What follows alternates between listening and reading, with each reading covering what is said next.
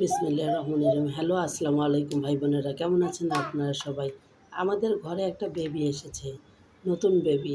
সে বেড়াতে এসেছে, আসলে সে আমার ভাইয়ের মেয়ে।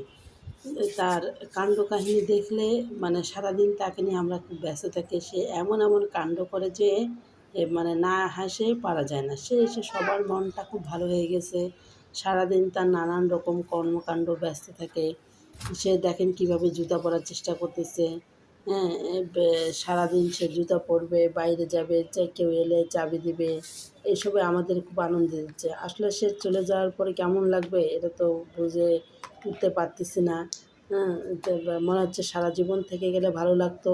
ছোটো বাচ্চা বাড়িতে থাকলে ভালোই লাগে, সে খুব আনন্দ দেয় সারাক্ষণ।